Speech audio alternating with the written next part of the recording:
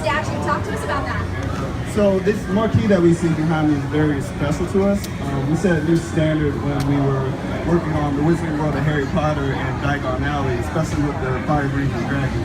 So when we were going through the enhancements for the Incredible Hulk Coaster, we really wanted to do something special for the park and something unique.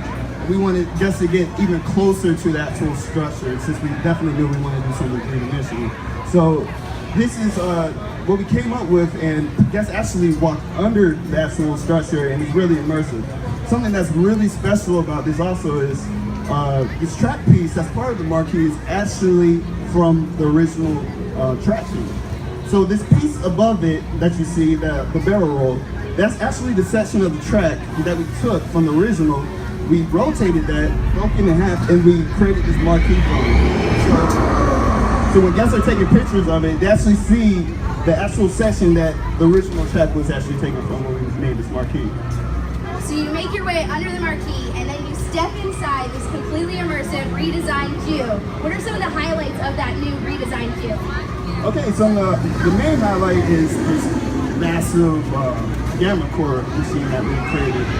We wanted to do something really special, something that's never seen before, and investigate a special effect that is new to all our guests. So we have a gamma core in there that's actually the largest plasma display in the world right now. And story-wise, that's actually powering the gamma bombardment chamber that everybody goes into once they strap into their vehicles. The Thunderbolt Ross is putting us through an experiment that is a little bit different than we're anticipating once we go into the story. And then after you make your way through the queue, you're going up, you see this incredible new ride vehicle that has an amazing new soundtrack. Let's talk about that.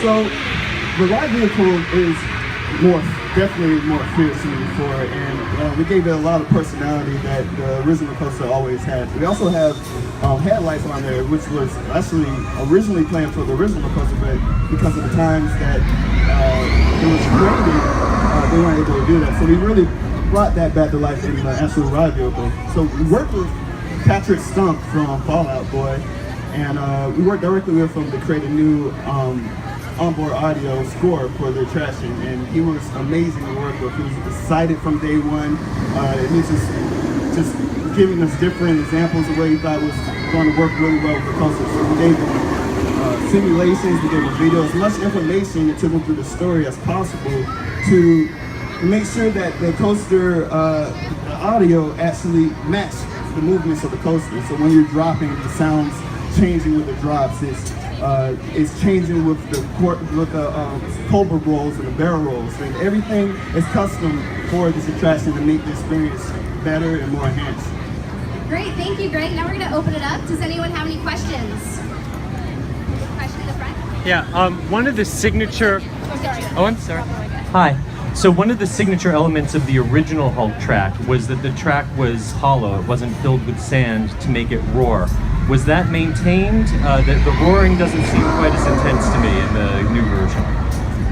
Well, the layout of the track is the same, but our engineers actually re-engineered the columns and the track pieces to really enhance the actual experience on the ride.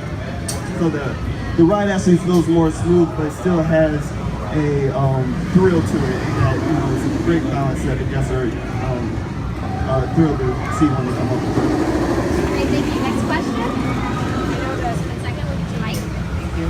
I know that fans of the original Incredible Hulk ride are going to be really pleased to see that the roller coaster still spits you out. It felt so much faster and so much more intense this time around. Can you give us the detail of what we'll experience, what we won't experience again, and what will be new to us when we get back on this coaster?